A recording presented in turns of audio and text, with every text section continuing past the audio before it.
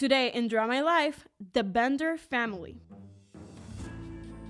At the end of the 19th century, the fear that had taken place in southeastern Kansas made the front pages of every newspaper in the United States, thanks to a family of serial killers. The legend of the Bloody Benders marked the history of the country because their end is one of the greatest unsolved mysteries of the Old West, and the territory of the crime is considered one of the first mass murder cemeteries. But before we tell you the story of the Benders, don't forget to subscribe to the channel and turn on the little bell if you haven't already. In the 1870s, 5 families settled in western Labette County, Kansas.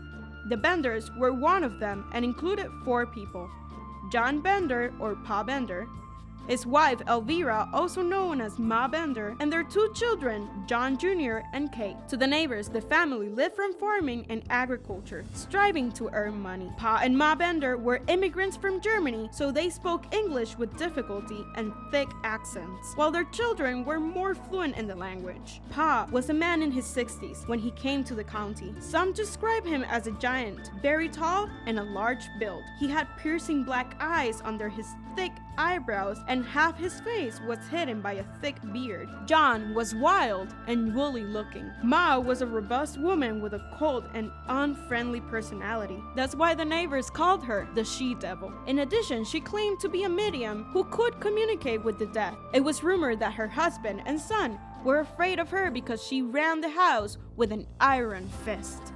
John Bender Jr. was a young man of about 25 with brown hair and a mustache. He spoke good English with a slight German accent and tended to laugh at everything, so some consider him half-witted. Of the whole family, the friendliest and most social was Kate, a 23-year-old girl very fluent in English. She was a self-proclaimed healer and psychic, possessing supernatural powers, able to communicate with the dead and cure illnesses. In her readings, she advocated free love and justified murder, thus receiving the reputation as a Satanist. Kansas was going through a hard time, as the region was considered dangerous even before the American Civil War. After the conflict, the government moved the Osage Nation Indians who were in southeastern Kansas to a new territory, leaving the area free for farmers. The Benders took this opportunity to build a homestead of 16 acres tract, located on the Osage Trail. Those traveling the route could make a rest stop on the Bender property. The family built a small cabin with only 1 room, but they also had a corral, a barn, and a well. Inside the cabin was divided in 2. In the back was the family's living area, while in the front was a small inn and a store. The latter had some necessary resources for sale. The family also offered meals and a safe place where travelers could spend the night and rest before continuing their journey. The inn and store opened in 1871 and soon became one of the stops where travelers took advantage of the opportunity to eat and rest. Some carried large sums of cash with them, intending to use it to buy land, cattle, or a property to settle on. But it was these same men who began to be reported as missing. Their friends and relatives could trace them to the southeastern Kansas. The first missing man didn't raise any alarm, since the area was known to have thieves and hitmen. But as time went on, these disappearances began to happen more often. In the spring of 1873, the number of rumors reached to an extent that travelers themselves avoided the route altogether. Neighboring communities were affected, so a meeting was called to find a solution to the problem. This meeting was attended by 75 people, including Pa Bender and his son. At the end of the meeting, it was agreed that all properties between Big Hill and Drum Creek counties would be investigated. This included the Bender property. A few days later, a neighbor of the Benders, Billy Toll, reported to the community manager that the family's lodge appeared abandoned and that the animals hadn't been fed.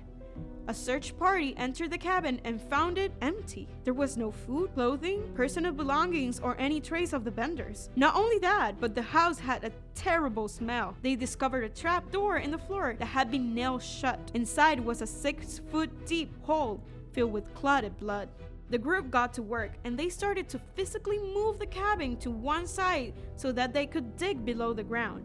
Unfortunately, Both in and around the bloody hole, no bodies were found. So they decided to search other areas of the property. Finally, the first body appeared on the ground in the area that was used as a garden and orchard. The body was of Dr. William York, who hadn't been missing for long. His skull was beaten and his throat was cut from one side to the other. 9 other bodies were found in the orchard. Among the corpse, the body of a little girl was identified. The site where the bodies had been buried was called the Half Acre of Hell. On May 17, 1873, the governor of Kansas offered a $40,000 reward for the capture of the 4 members of the Bender family. News of the crime spread across the country, attracting thousands of visitors to the property. The cabin was ransacked by souvenir hunters, and little by little, the real story of the Benders came to light. The family's method of murdering began when a traveler stopped at the inn to eat or spend the night. The visitor would be seated at a table with his back to a large canvas that separated the inn and the store from the Bender house. As he was being seduced by Kate, behind the canvas hid Pa Bender and John Jr. with a hammer. Completely unprepared, the traveler was hit hard on the head. The mind Kate robbed him of all his money and valuables. Kate slit his throat, and at the night, the victim was buried. In the winter of 1872, Mr. Launcher and his 8-year-old daughter set out on the road for the state of Iowa, but they didn't reach their destination. Dr. York had set out to look for them in the spring of 1873, but never returned home. York's brothers also went in search of him and stopped at the Bender Inn. The family aided them in their search by telling them that Dr. York had passed that way, but had probably been raided by Indians. After the meeting, the family fled only days before the property was discovered by Billy Toll. It was estimated that the Benders had amassed a total equivalent of $100,000 from their victims. After fleeing, they were tracked to the town of Thayer, where they purchased train tickets. The conductor informed them that Kate and John Jr. got off the train and traveled south to the Texas-New Mexico border. On the other hand, Ma and Pa remained on the train until they reached Kansas City, and there they boarded a train to St. Louis City. Then the hunt to capture them began.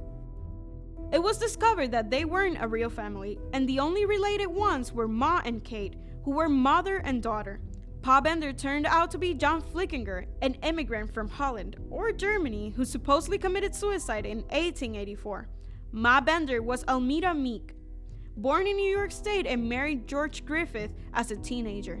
They had 12 children, including Kate, until he died of a mysterious blow to the head with a hammer, as did all the other husbands Almeda had before John. John Jr. was really John Gebhardt, while Kate had been Almira's 5th child, born Eliza Griffith. Although many believe Kate and John were siblings, others knew them as husband and wife. In fact, if Kate became pregnant, they would wait for the baby to be born and then kill it with a blow to the head. Kate was the inspiration for the Bender crimes and was blamed for most of the crimes. John Jr. made it to the Texas-New Mexico border, where he died of apoplexy. Although all this information was discovered about each of the members of the Bloody Benders, the reward for their capture was never claimed. There were stories of groups supposedly catching them and killing them, but the bodies were never found, and this couldn't be confirmed. It's estimated that the Benders killed around 20 people, and what really happened to them after their escape from Kansas remain one of the greatest unsolved mysteries of the Old West. The story of the Benders has given us the creeps, and remember, next time you're on a trip, think twice before making any stops. If you like this video, don't forget to like it, subscribe to the channel, and activate the little bell. See you next time!